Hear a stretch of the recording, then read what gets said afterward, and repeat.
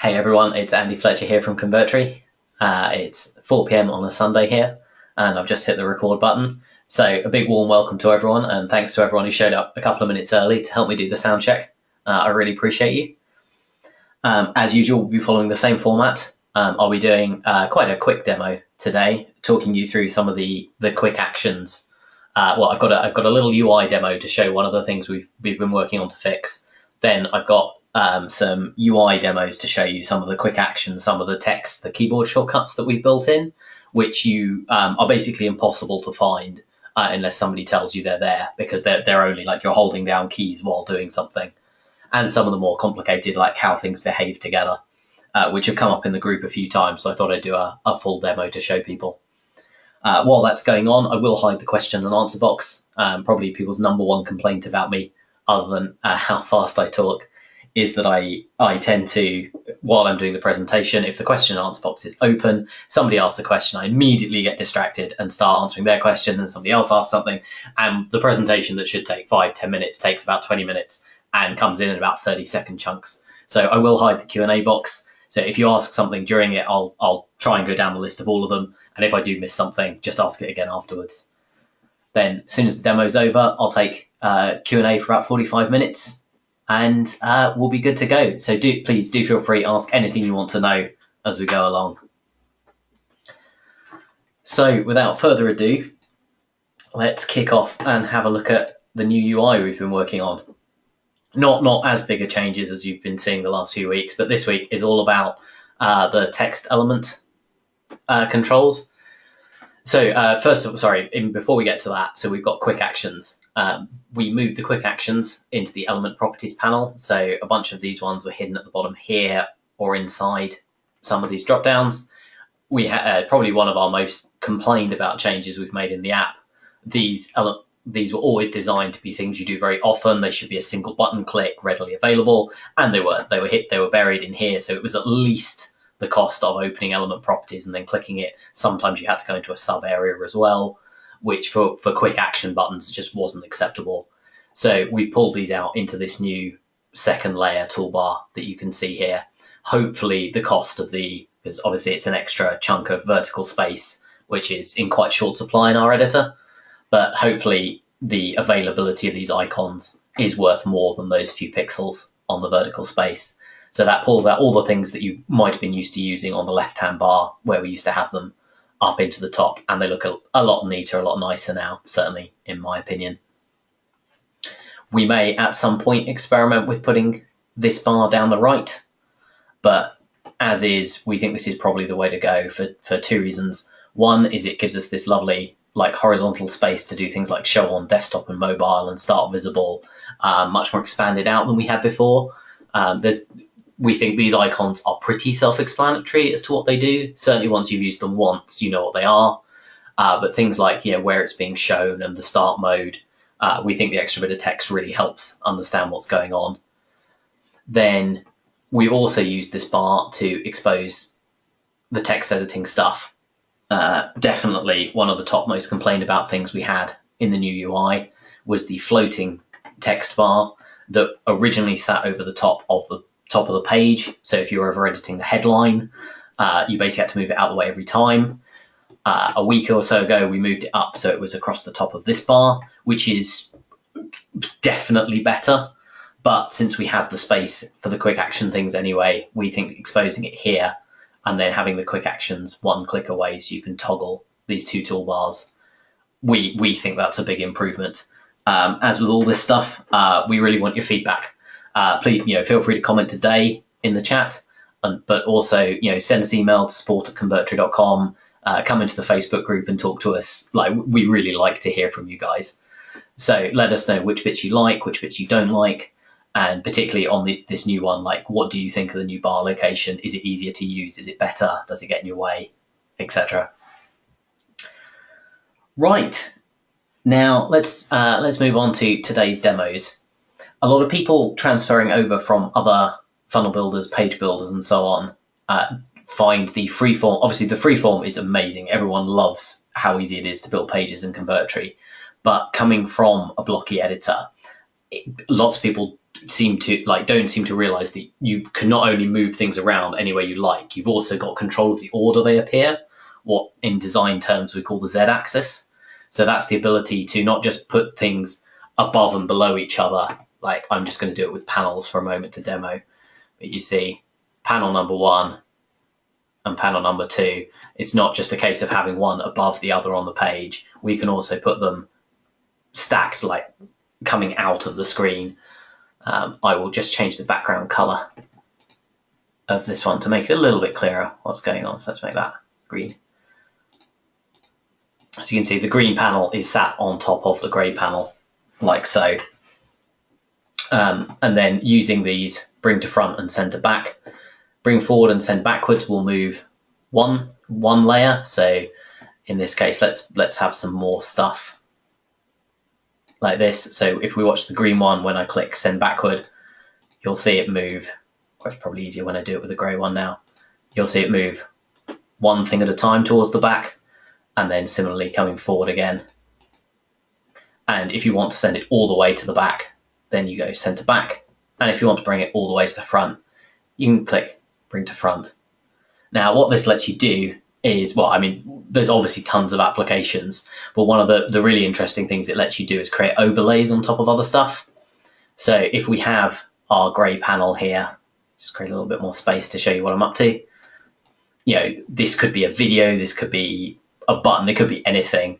Then the question in the group that came up was how to put like an internal dotted border. So how to put that, say, like 10 pixels away from the edge. Now, in a blocky editor, either they support that as part of the element or they don't. But in Convertri, it's not something our elements support, but you can just do it yourself by putting something on top of something else.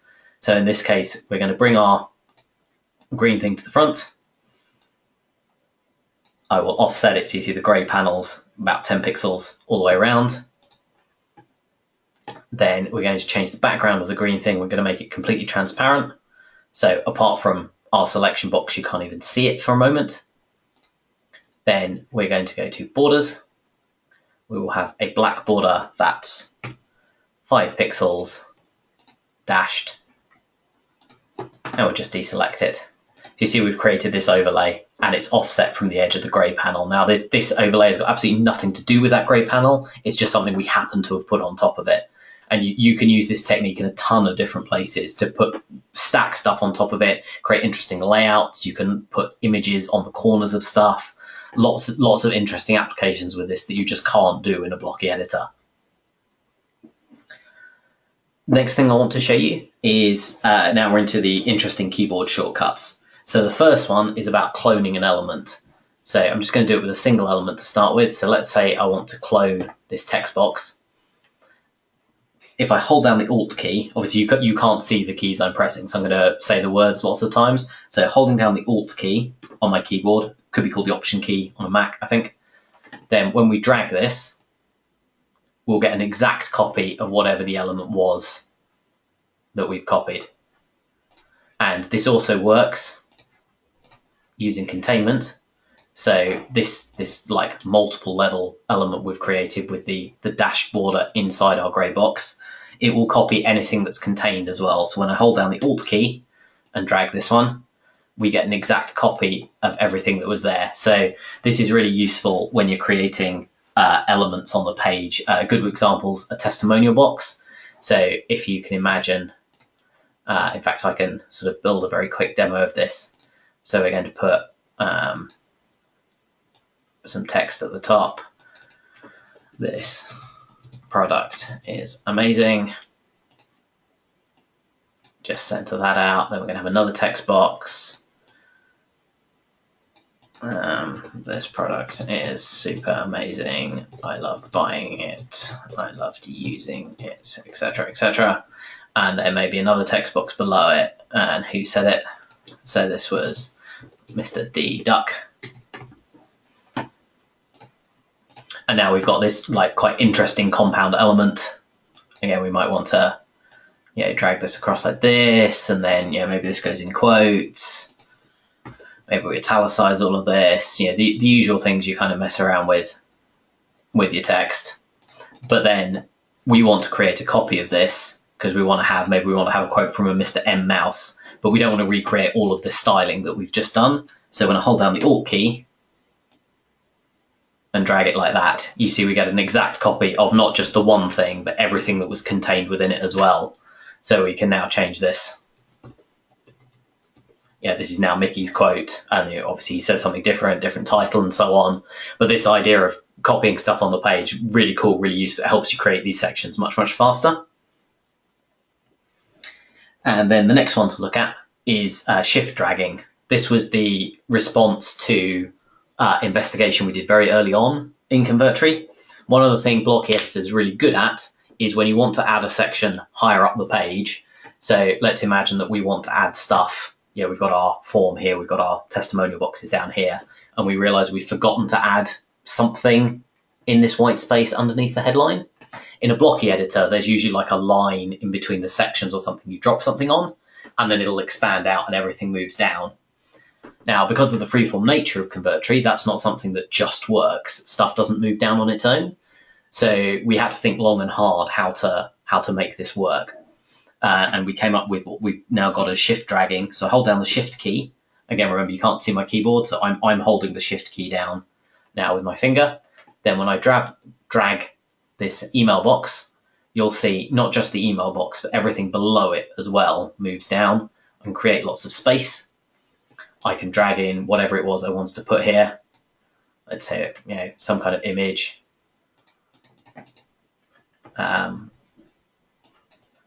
Let's just chuck a couple of panels in. It's an easier example rather than waiting for images to load. My net connection's rarely happy about me screencasting and trying to load big images, so we'll do that separately. But you'll see now I've got lots of extra white space that I want to close up. So I hold down Shift again. Again, that's Shift key on my keyboard, and drag up the topmost element, and then I can close the space up. And you'll see the testimonial boxes have also moved down. Maybe I want to close this gap up as well. So I move this up like this. So that's shift dragging to move not just the element, but stuff below it as well, to create space and then close it back up again to let you put stuff higher up the page. One final demo there. Let's say maybe we shorten whatever it is we've put in this space and then need to close it up again. Just shift drag and it moves up the page. Cool. So that's today's nice quick demo. We've got the new text toolbar and the quick action toolbar. We've got Z-axis stuff, so this idea of putting stuff on top of other stuff to create compound elements. The ability to drag stuff around. So when we drag this, everything drags with it. We can hold the Alt key to not just clone the one element, but everything that's inside it as well. And we can press the Shift key to drag not just the one element, but everything below it as well. Hope that was useful. So as always at this point, please tell me if I talk too fast and you want me to repeat any of that. And otherwise, share your questions with me. What would you like to know today?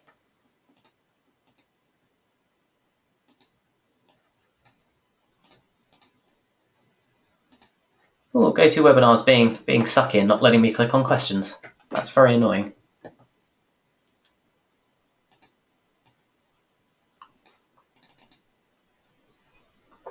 Okay, try and keep your questions quite short today because I can only see the first about 50 characters of it. Hey Jim, how you doing? Oh no, interesting. I thought attendance today was lower than normal. Jim's just saying he didn't get the webinar starting email. I have to say, attendance is normally we have about 30 people on the call at this point, and we've currently got 12. So I suspect you're not the only one, Jim.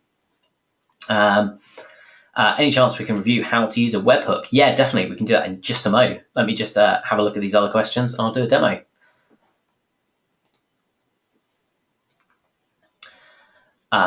Will's asking about copyright. So copyright will depend on basically the country you live in and your ability to enforce it. You certainly don't need to apply to copyright something. There's nothing you have to file. Anything you design is, in most countries, your intellectual property. Somebody can't just take it and reuse it. However, it's worth noting that if you live in the US and somebody in Russia decides to copy your design, there's very little you can do about it. So try not to lose too much sleep over such things.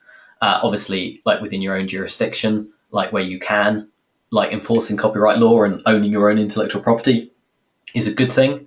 But we live in a global world. The internet is connected the world over. You're not going to stop people taking things from you.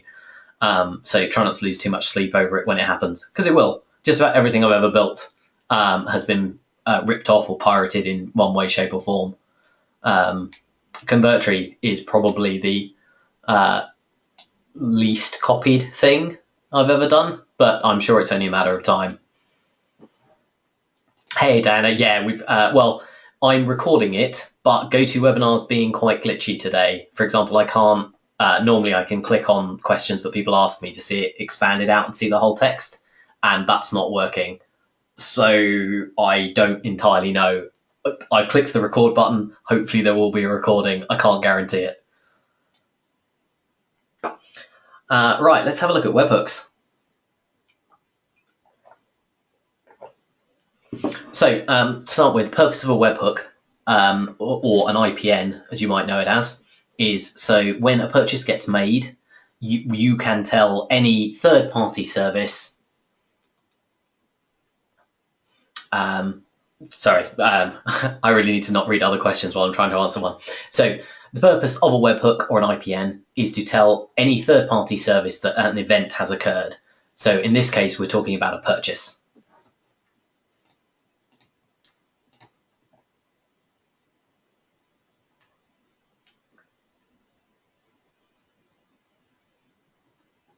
Wow, my internet connection's really not happy about this. Sorry, guys. Okay, so the first thing you need to do for webhooks is go into sales settings, and then you'll need to set up your webhook secret key. This is a value that only you know. You put it into Convertri, and you need to put it into any third-party service that the webhook is going to be sent to. Could be your own custom code, could be something like Everlesson, Product Dino, any of those like product delivery things. You'll need to specify it both here and there, and that's how you ensure that a message that gets sent by us to those third-party services actually came from a trusted source. It's not somebody trying to fake it. In this case, I've just used the word monkey. I can tell you we don't use that in our production service. This is our test server, so I'm pretty safe to show you any of the secret values on here. So that's the first part of setup. The next thing you need to do is you need to create a product. Well, you've probably got a product created. I've got a webhook test product. Fantastic. So you come into edit the product, and under webhook IPN, this is where you specify the URL of where you want the message sent when a purchase is made. So in this case, if you're not familiar with a service, this is request.in. Is request bin. This is really useful for using for testing webhooks.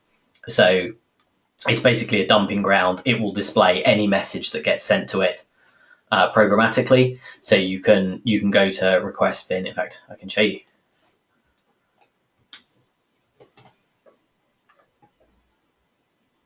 You come here, you click create a request bin, and now we've got this URL which we can paste into the webhook box, and then it allows you to test. It will show you what information is being sent to it. And this is a good way to test, like it is, if you're not sure if you set up Convertri right, if you've got any like initial testing to do, this is a good way to make sure, like with test purchases, the information is coming, like is leaving Convertri before you're having it sent to a third-party service that maybe you don't control. You can't necessarily see if the message is getting there. They can be quite useful for that.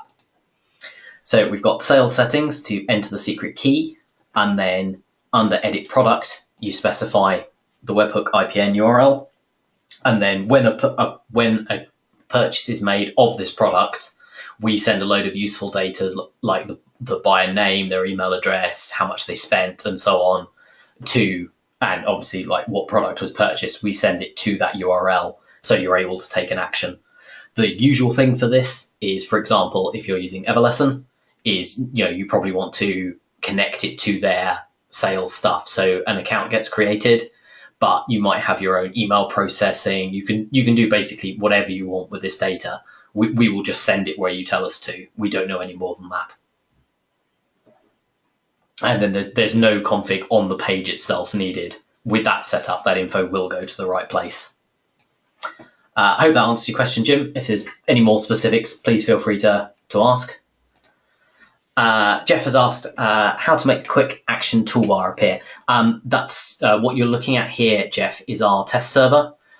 So that will appear on Tuesday. At the moment, those icons are in the element properties panel for another 36 hours until we deploy what's on test into live. Hi, Sadiqa. Says, please could you demo setting up a form having problems. What kind of form are you trying to set up? Are you trying to connect it with a third-party service? If so, what is it, like Mailchimp or Aweber?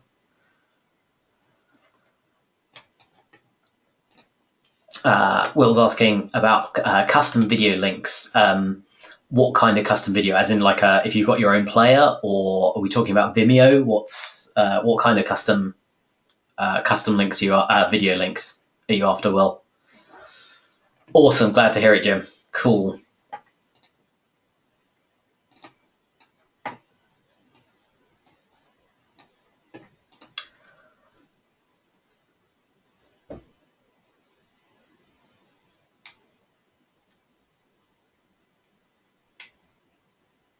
Frank says he's having difficulties connecting a web form from Aweber or Mailchimp to Convertri. Can I demonstrate? Yes, I definitely can. I may need to do it off screen briefly just to make sure I'm not going to open up a load of our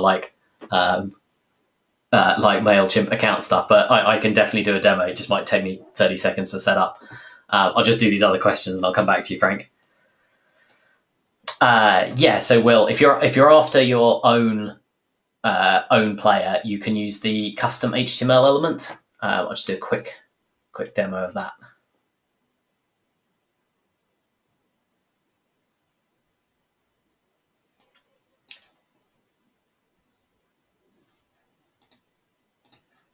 Oh, my internet connection does not love casting and loading this stuff. Humblest apologies, guys.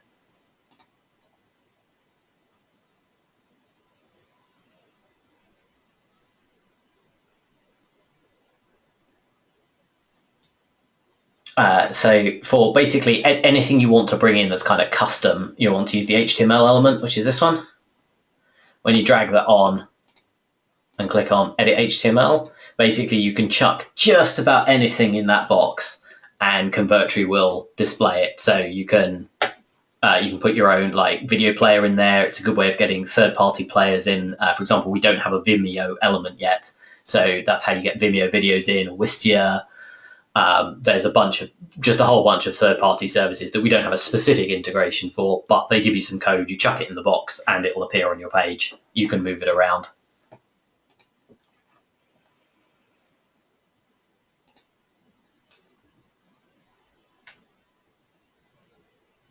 Yep, cool. Okay, I'll do a Mailchimp API demo in just a mo, Sadiqa, so that'll answer Frank too.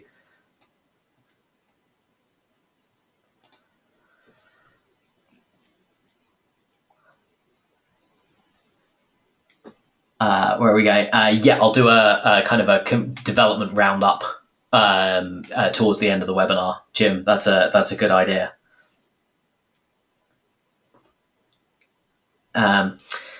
Yeah, it takes quite a lot of pro and agency accounts to upgrade my internet access, sadly. I live in a flat in central London. For UK people, it wouldn't surprise you. For Americans, if I told you how much my 2-bed flat was, you would cry. Property prices here are insane. And I didn't think to check the availability of super high-speed internet. I just thought it was a given in London. I live in one of about 100 flats in London that can't get faster than ADSL broadband. And so I'm going to have to pay I've either got to move house or I've got to pay to dig up the road to run my own cable to the local exchange. And I haven't quite, I love my flat. I really want to live here. So at some point, I'm going to have to bite the bullet and pay the money to have them dig up the roads and run my own cable. But yeah, so we need quite a lot of pro and agency accounts to fund that move. Anyway, adding bullet points with tick marks. Okay, so two parts to that. First of all, most bullet points you create on a landing page, you'll probably end up creating an image. Let me just delete this. You'll probably create an image and then put text next to it and clone it down the page because it's just easier to work with. You've got more control over it. But for typical, just like very quick ones, if we dump some text on the page, then we do have bullet options to turn on.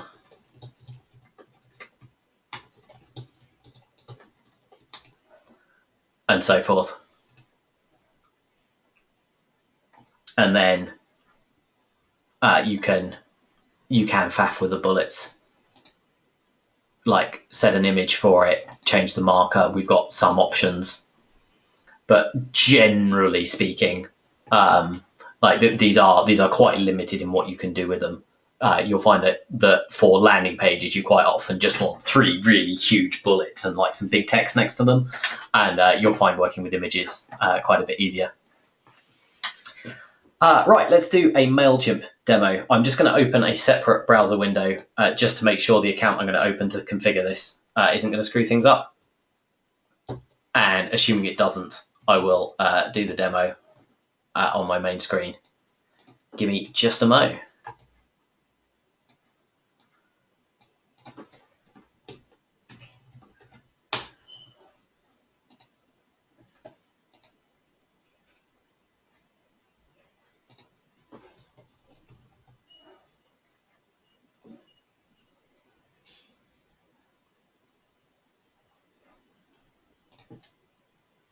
Oh, that's convenient. I have apparently already configured Mailchimp on this account. Fine. So I won't be giving you my Mailchimp password or anything like that. Let's create a new page. Sorry, from the beginning, if we go into integrations, autoresponders, then you will need to have authorize your Mailchimp or whatever else account to connect it to Convertri. Otherwise, we can't do the stuff that I'm about to show you. Make sure you do that step first.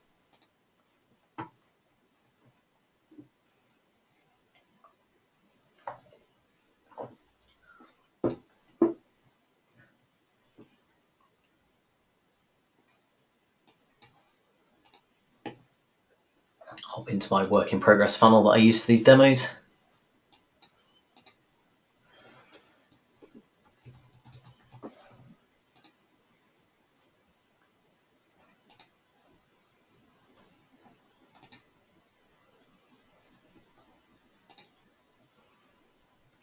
Okay, so first thing we need to do is we open up Forms. I'm going to Autoresponders and then open the one, in this case, Mailchimp. Then select the target, which in this case is the Mailchimp list that we want to put them onto.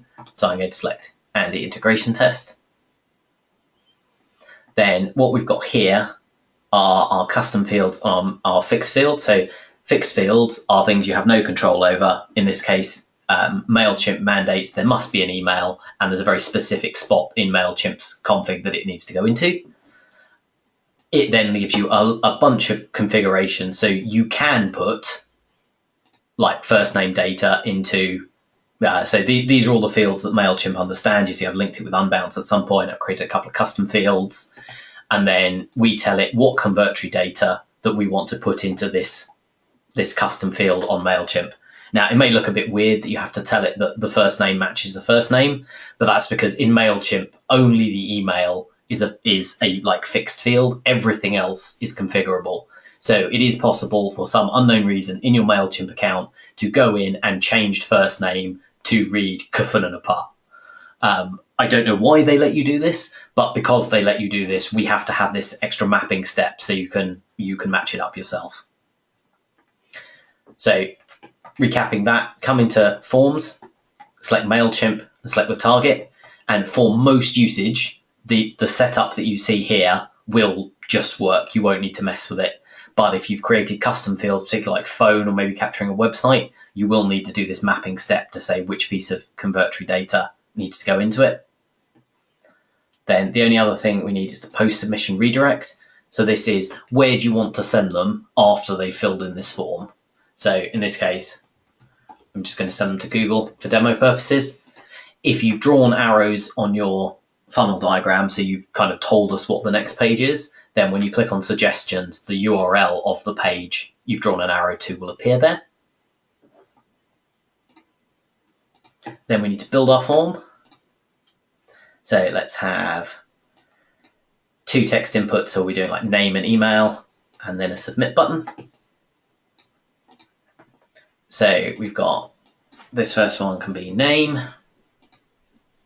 And then we go into, so sorry, I'll do that a little bit slower. So we've dumped 2 text inputs and a submit button onto the page. Click on the first one, go to input properties, and then you can change the placeholder names. That's what the form's prompting them to put in there. Then go into form field settings, and then you need to tell it what data is going to go into this box. So in this case, like, is it a first name? Is it a full name? So we'll just go first name in this one. Then the email box, check the placeholder. So that is email. And then this is the email box. So now Convertri knows that this is going to have a name in it. This is going to have an email in it. And because of the mapping data we've set up under forms, Convertri now knows how to submit that to Mailchimp.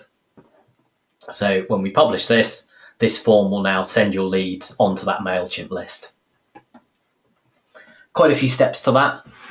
There will be a recording of this, so if you want to see it again, please do watch it. And if you have any issues, don't forget support@convertri.com. We'd love to help you. And also in the Convertri Facebook group. I hang out in there all the time, as you've probably seen. So if you've got questions about it, do come in and ask.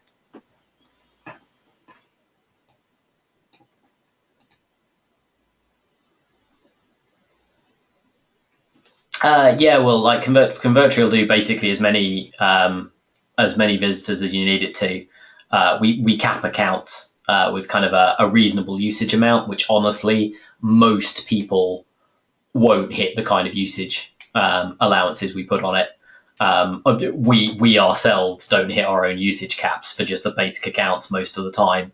But if you do have tons and tons and tons of users, we will never just turn off your account unless you're absolutely abusing the shit out of us.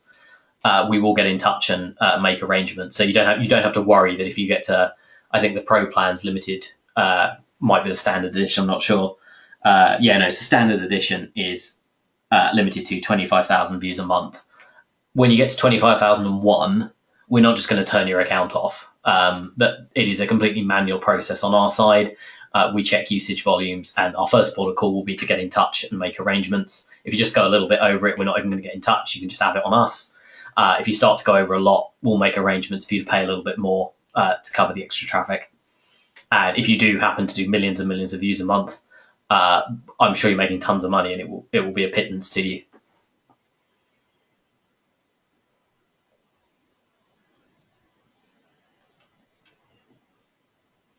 Yeah, sure, Jim. So Jim's asking about navigating with an iframe. So a little bit of background to this before I show it. So an iframe is the ability to basically have the web address bar say one thing, and then the page that's on the screen is coming from somewhere else. With standard Convertri links, when you click around any navigation, it will break out of that iframe and change where the web address bar says it is. That's not ideal in a bunch of situations. The best example being Product Dino. They have this system by which you can protect Convertri pages into a membership site, but that's no use to you if the first time they click on a link, it breaks out of it and it shows you where the page under the hood is, and then you're not protected anymore. So we have under the page setting, this setting here, navigate with an iframe. When you switch this on, now any navigation you do will obey the iframe that it's within. So that's like WordPress, the HTML exports and so on, will remain within that iframe and shouldn't change. Now it occurs to me, Jim, that the fact that all I'm doing is demoing turning something on that you must have known about, it sounds like if you're having issues, then that's more likely to be a bug and something we'll need to review rather than something you need to be shown. because there's not really many moving parts to turning that button on. Sorry, mate.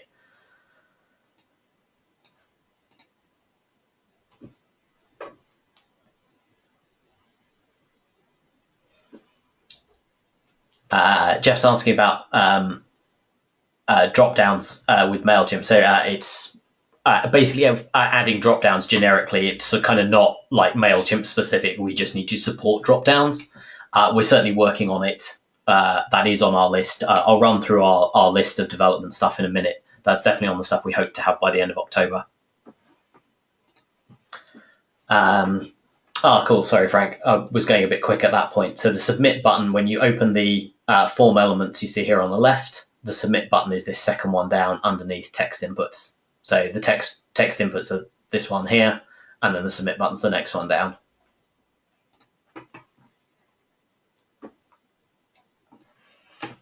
Hey, Siddiqa, no, we don't support animations at the moment. Sorry.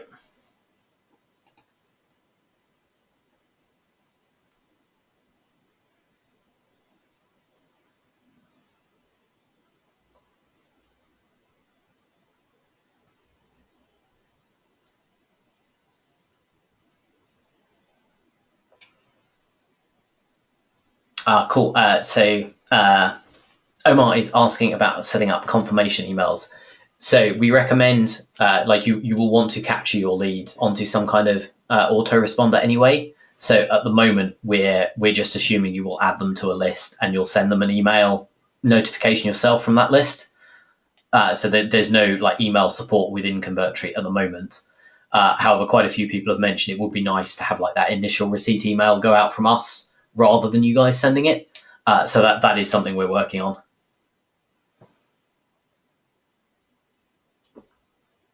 Stika asks, if I use custom domain to host a site, do I still get the speed advantages of Convertri? You get, it depends how you set it up. If you use a custom domain and point that custom domain to the Convertri servers, then yeah, you get absolutely all of the benefits. You are hosting with us. There's no difference. If you have a custom domain and you use, for example, the WordPress plugin or the HTML exports, anything like that, then you get most of the advantages because the pages still are ultimately hosted on our services. We still do all the optimizations, but it has to round trip your server first. So basically the request goes to your server goes, oh, you should look over there, and then causes a request to come to us. So if your server is rubbish, then we can't control that, and there will be an extra lag in front of it. But if you've just got a custom domain, you point the custom domain to us, then yeah, it's exactly the same as if you had a something.convertri.com domain. To Convertri doesn't really care what's in the address bar. To it, it is a domain name, is a piece of text, and it looks that up in its giant database to figure out what to display. It doesn't really care whether that's something.convertri.com or your domain. It all works the same way.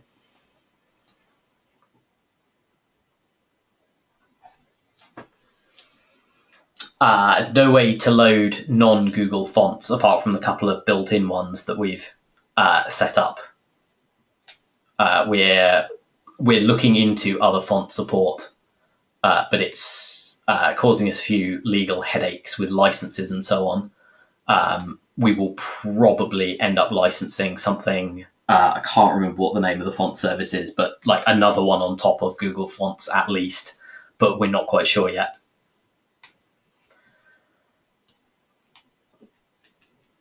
Layer scrolling in the new UI. I'm going to embarrass myself now and say I can't remember if we enabled that or not. Did that work in the old UI before we changed it, or is that still on the to-do list? Sorry, you possibly know layers better than I do at this point.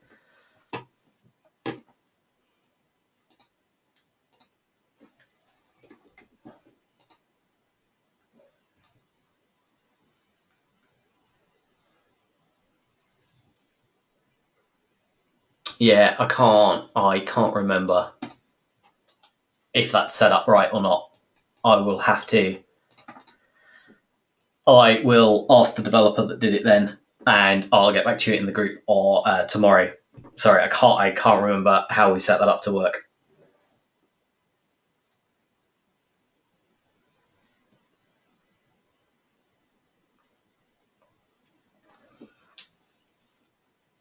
if you want a forced terms and condition pop up, you can't. You can have a layer pop up and force them to accept it to keep reading, but it will appear like every time.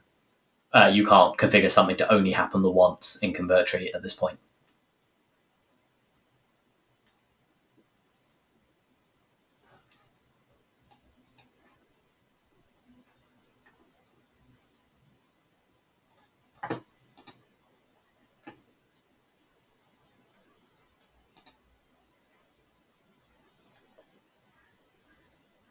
Third arrow down in layer options. Cheers, Jim. I'm glad you found it. This is slightly embarrassing for me.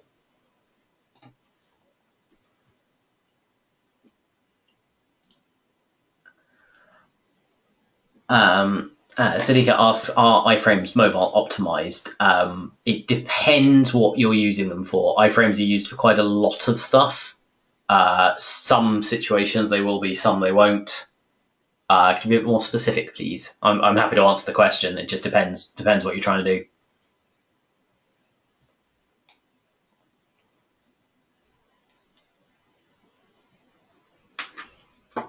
Cool. We've got about 20 minutes left today, guys. I'm gonna try and keep it to a tight hour today. I've got a whole load of code to write this evening, and it's a little bit quieter on the call, so hopefully that will be fine. But you've still got another 20 minutes or so. So if you've got stuff you'd like to know, please feel free to ask. I see. If it's just a generic question, okay, I'll try and give you a generic answer, and maybe it'll go a bit wrong. Basically, Convertri does its best to mobile optimize as much as possible. The kind of stuff you can bring in, for example, if you use an HTML element, drop it on the page, and it's got an iframe in there, we have no control over what you've brought in. If the third-party service you've dropped in, for example, like Vimeo or YouTube or whatever else, that stuff mobile optimizes really well because the services are really good. There are plenty of crappy services out there on the internet that if you drop it in like that, they're not going to mobile optimize at all, and it's kind of beyond our ability to control it.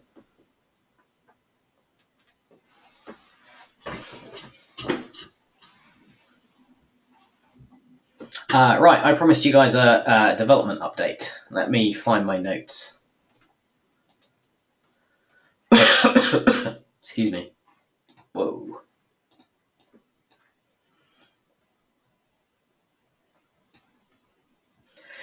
Okay, so in fact, these are my notes that I made for a webinar a few weeks ago. It's interesting to see some of it already done. So one of the big things we're working on is the page importer. If you're an agency user and thus have access to it, you'll know that we've made some pretty big strides with that. We've got more stuff coming there, but not too much more. We're starting to hit diminishing returns on how well it performs. There's still lots more we could do, but it's taking longer and longer to get each win. We're still pretty obsessed with kind of like basically bugs which break page imports entirely and you don't get any feedback on it. So it's kind of a two-part thing. One is fixing the bugs.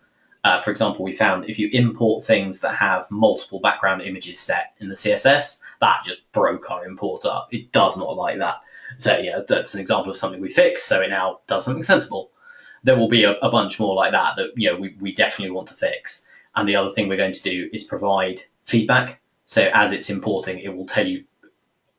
It'll probably be a fairly limited kind of progress bar because it's hard to know how long it will take, but it will at least give you some clues that it's doing something or when it's broken. So you'll be able to distinguish between this page is taking a long time to import and this page has just stopped importing. It is broken, which should be quite useful. Then we've got work coming on the auto mobile algorithm. So this breaks down stuff like additional white space in the page that's produced. We're hoping to make it possible to remobilize individual sections so you don't have to remobilize the whole page every time. That should speed up like kind of later modifications that you do quite a lot. We're adding PayPal as a payment processor, which is also part of our forthcoming affiliate system. We want PayPal certainly for ourselves, if nothing else. The affiliate system should be done in the next few weeks, well in advance of our October marketing event. it's probably not going to be released to customers at that point. We will use it in earnest ourselves for just a little while before we make it generally available. We have a lot of faith in what we build, but an affiliate system is something that we really want to have tried in anger before other people kind of have access and risk hurting their businesses with it. We want to make sure it works really well first. Webhooks we've already done, so that's cool. We will be adding some other webhooks as well. So recurring payments and refunds are the prime examples. So when somebody, at the moment, we only send a webhook when somebody makes a purchase. We're going to make it so you get one when they rebill on a purchase and when they refund it as well, because they're pretty useful things to have. Smaller stuff we're looking at is, in fact, one we've done is to have the drag handles always appear on top. So very quick demo. Wow, okay, so it's my computer in general that's not letting me click on stuff. Fantastic. Okay, so anyway, drag handles now always appear on top, so elements don't get buried beneath other ones. You can always resize them, which is pretty useful. Want to be able to control the hover styles of things, so when you move your mouse over it, at the moment you have to use triggers and behaviors, which is this very long-winded process. Particularly for things like buttons, we want you to be able to just, when the mouse goes over it, it gets a different background color, stuff like that. Then we've got UI elements such as drop-downs and radio buttons, which are particularly useful with the shopping cart functionality. So you'll be able to do specify 1, 3, or 5 items, or with autoresponder opt-in forms, the drop-downs are quite useful for when you need to know which one of these things are you. Then we're going to be considering animations, sliders, sticky footers. That's just for you, Jim. It's not. There are plenty of other people that want it as well. And looking at better organizing the template screen, because that is a mess. Oh, and then we've got some infrastructure stuff. So providing our own name servers, so it'll be a bit easier to point custom domains at Convertri, and also offering GeoIP on the page that is displayed. So for example, in a couple of months, Canada will be requiring harsher opt-in requirements on their pages. You won't necessarily want to do everything for the rest of the world that you need to do in Canada. So you'll be able to say, in Canada, show this version of the page, and the rest of the world show this version of the page, which that should be quite useful for the upcoming regulations. And I think that's pretty much all she wrote for the next sort of 6 weeks. So importer is probably going to be pro and agency, having looked at the costings of it. It looks like something we can make available at the pro tier. It's definitely not going to be charter. It costs us way too much money for that. Cool. If you're interested, a couple of people said they'd be interested in beta testing the affiliate system. We should probably call it something slightly different. We stick the beta label as a bit of a warning on stuff that we've used quite a bit ourselves, but it's we can't 100% guarantee this is going to work perfectly type thing. So maybe think of it more as an alpha test, but definitely happy to open up the affiliate system a bit early to people who are interested. On the proviso you guys understand that you're getting early access. That shit is going to break sometimes.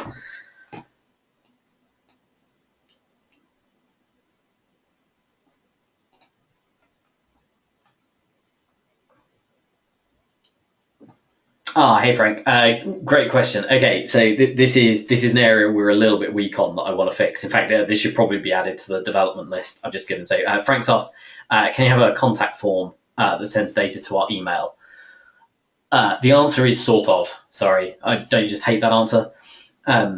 With Convertri, you can wire up a Google form, and then you can kind of submit the Google form data wherever you want.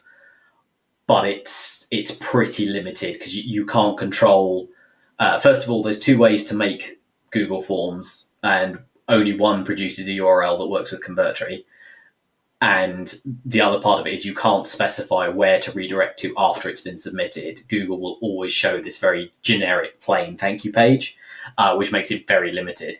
When we integrated it, we thought it did a lot more than it does.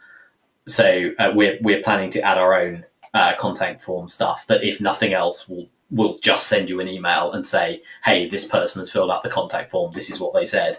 Because we figure that's pretty base level functionality, particularly for agency sales. I don't know about anyone making agency sales who's on the call, but certainly when I talk to people and I'm saying, this is what Convertri can do for you, this is something that comes up a lot. It's I want my customers to be able to contact me, and you start telling them about autoresponders and building email lists, and they're like, oh no, I just want a box that they type into and then it sends me the data. So that's something we're going to take care of.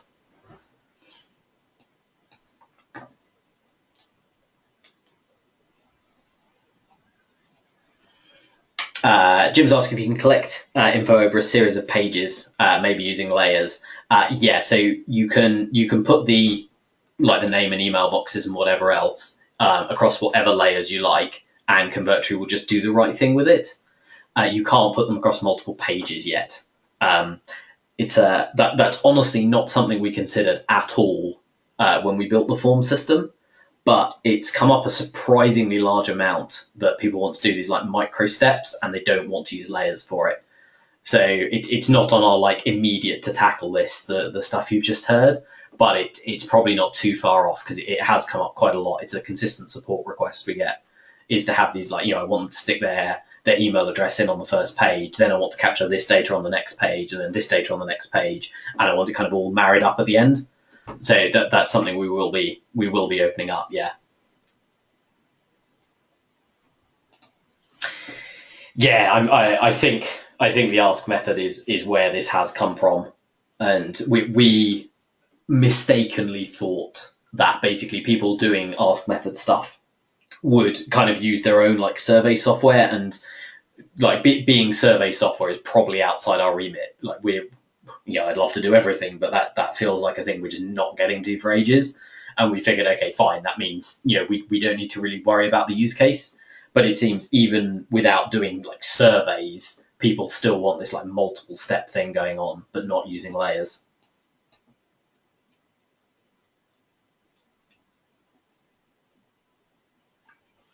Sticker's asking about HTML forms. So there's basically two ways to. Sorry, excuse me. Oh, anyone who's been on these calls before will know at about the 1 hour mark, my throat starts to go a bit. Sorry, guys. So a couple of ways to get an HTML form onto the page. The first is with as I mentioned before, the ubiquitous custom HTML element. So if you're using a Weber or any of those guys, and they're just here is the HTML to put on your page, you can dump that HTML into a custom HTML box, and it will just display on your page as they gave it to you. You can, if you want,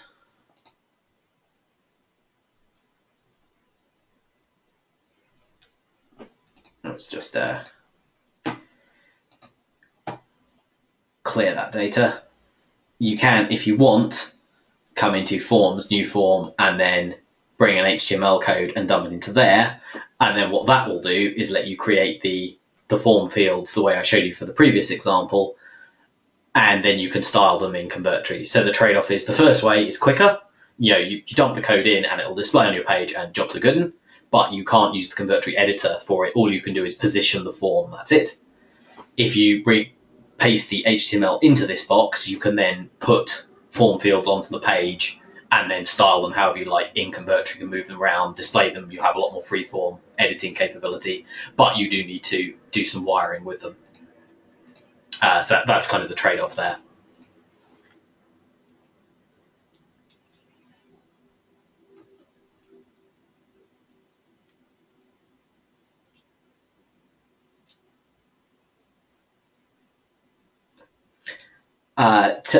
So timing with layers kind of works. It depends what you want to achieve with it. So Jim's asking, can you use timing on layers to develop a transition slider? So there are page ones. If I Apologies. I don't know what's happened with GoToWebinar, but I can't actually click on anything inside this. Hang on, let's try, see if I can leave and come back in.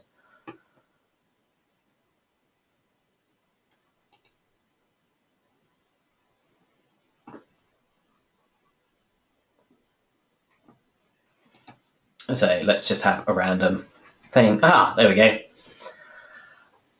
So we can, now we've got selected that, we can set page triggers.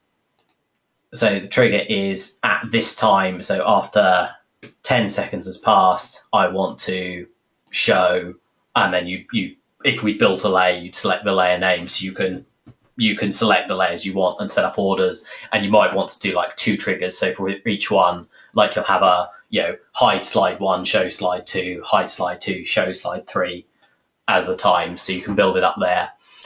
It's a little clunky, but you can do it, yes.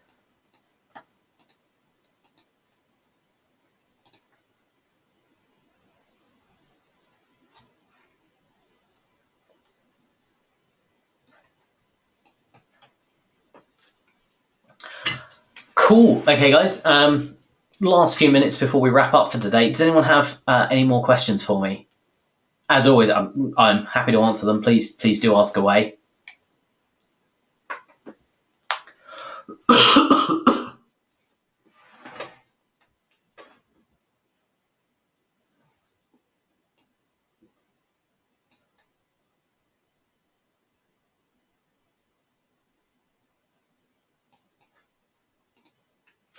Oh, thank you, Jim.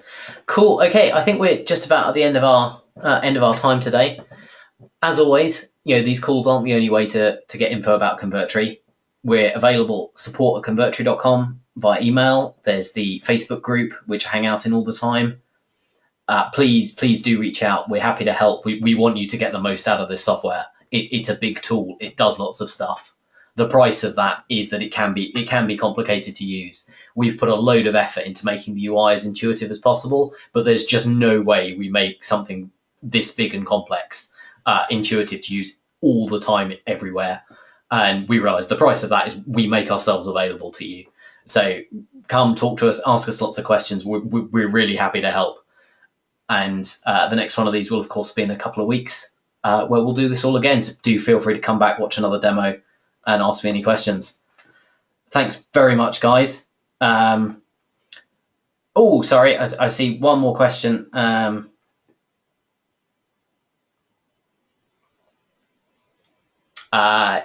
Yeah, so integrations, there's nothing to stop you integrating a client accounts like Mailchimp. If you... Oh, fantastic. And now GoToWebinar's complaining at me. Brilliant. I hope you can still hear me. I just got an error message out of GoToWebinar. I'll try and wrap this up quickly in case it's about to crash.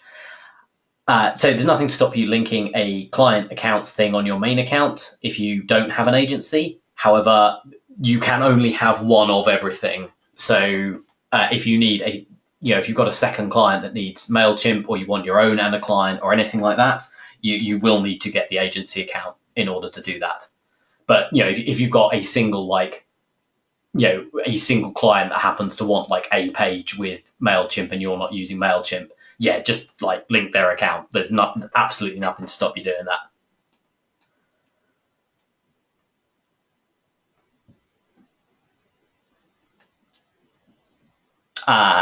Yeah, Frank. So after someone fills in the form, so that was the post submission redirect I showed you.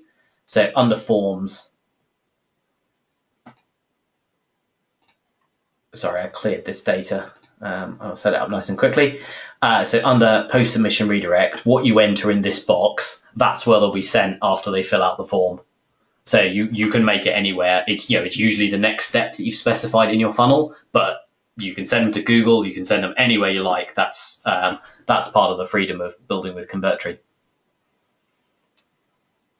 Awesome. Seriously, thank you very much for coming out on a Sunday, guys. I love hanging out with you and doing these, especially the Q&A bit. I like that a lot more than the presentation. If you've got anything more, come in the Facebook group, email us, whatever you like. Really appreciate you coming out. on the on the next one, I will. I'm hoping to spend a bit of time looking at, rather than it being just about here's a thing you can do with Convertri, I would love people to show up with kind of examples of, like here's what I'm building in Convertri, and we'll talk a little bit less about like the nitty gritty of the tool and a little bit more about the marketing and like what goes into a good funnel, how we can improve maybe the copy on your pages a bit, a little bit more marketing-y rather than just like, here's how we move stuff around on the page. I think that'll make for a different change of pace. I would love to see you guys there. Yeah, Jim. So if you've put arrows on the page, then this suggestions box here will be populated with, when you click the drop down, anything you've drawn an arrow to, the URL for it appears there, so you can just click it and then it will be the redirect.